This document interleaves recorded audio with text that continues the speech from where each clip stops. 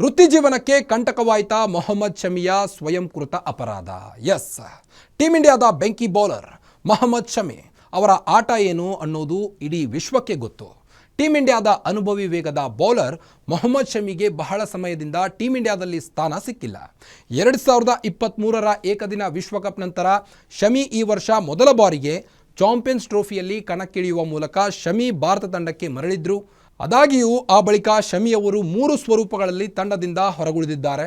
ಪ್ರಸ್ತುತ ಶಮಿ ದೇಸಿ ಟೂರ್ನಿಯ ರಣಜಿ ಟ್ರೋಫಿಯಲ್ಲಿ ಉತ್ತಮ ಪ್ರದರ್ಶನ ನೀಡುತ್ತಿರುವ ಹೊರತಾಗಿಯೂ ಅವರನ್ನು ಸೌತ್ ಆಫ್ರಿಕಾ ವಿರುದ್ಧದ ತವರು ಟೆಸ್ಟ್ ಸರಣಿಗೆ ತಂಡದಲ್ಲಿ ಆಯ್ಕೆ ಮಾಡಲಾಗಿಲ್ಲ.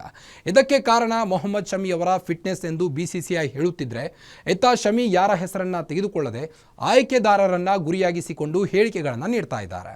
ಪ್ರಸ್ತುತ ಶಮಿ ದೇಸಿ ಟೂರ್ನಿಗಳಲ್ಲಿ ಮಿಂಚ್ತಾ ಇದ್ದಾರೆ. ಉತ್ತಮ ಪ್ರದರ್ಶನವನ್ನು ರಣಜಿ ಟ್ರೋಫಿಯಲ್ಲಿ ತೋರ್ತಾ ಇದ್ದಾರೆ. ಇದರ ಹೊರತಾಗಿಯೂ ಅವರನ್ನು ಸೌತ್ ಆಫ್ರಿಕಾ ವಿರುದ್ಧದ ತವರು ಟೆಸ್ಟ್ ಸರಣಿಗೆ ತಂಡದಲ್ಲಿ ಆಯ್ಕೆ ಮಾಡಲಾಗಿಲ್ಲ. ಇದಕ್ಕೆ ಕಾರಣ ಮೊಹಮ್ಮದ್ ಶಮಿ ಅವರ ಫಿಟ್ನೆಸ್ ಎಂದು BCCI ಹೇಳುತ್ತಿದ್ದರೆ, ಇತ್ತ ಶಮಿ ಯಾರ ಹೆಸರನ್ನು ತೆಗೆದುಕೊಳ್ಳದೆ ಆಯ್ಕೆದಾರರನ್ನು ಗುರಿಯಾಗಿಸಿಕೊಂಡು ಹೇಳಿಕೆಗಳನ್ನು ನೀಡ್ತಾ ಇದ್ದಾರೆ. ಒಂದರ್ಥದಲ್ಲಿ ಮೊಹಮ್ಮದ್ ಶಮಿ BCCI ವಿರುದ್ಧ ನೀಡುತ್ತಿರುವ ಬಹಿರಂಗ ಹೇಳಿಕೆಗಳು ಅವರ ಅಂತಾರಾಷ್ಟ್ರೀಯ ವೃತ್ತಿ ಜೀವನಕ್ಕೆ ತೊಡಕಾಗಿವೆ ಎನ್ನಲಾಗುತ್ತಿದೆ. ಇದೆಲ್ಲದರ ನಡುವೆ ಮತ್ತೊಂದು ಸ್ಫೋಟಕ ಸುದ್ದಿ ಹೊರಬಂದಿದ್ದು, ಶಮಿ ತಾವು ಮಾಡಿದ ಸ್ವಯಂಕೃತ ಅಪರಾಧದಿಂದಾಗಿ ತಂಡದಲ್ಲಿ ಸ್ಥಾನ ಪಡೆಯುತ್ತಿಲ್ಲ ಎನ್ನಲಾಗುತ್ತಿದೆ. ಮತ್ತಷ್ಟು ಸ್ಪೋರ್ಟ್ಸ್ ಸುದ್ದಿಗಳಿಗಾಗಿ ನೋಡ್ತಾ ಇರಿ ಗ್ಯಾರಂಟಿ ನ್ಯೂಸ್. ಸುದ್ದಿ ಖಚಿತ, ನ್ಯಾಯ ನಿಶ್ಚಿತ.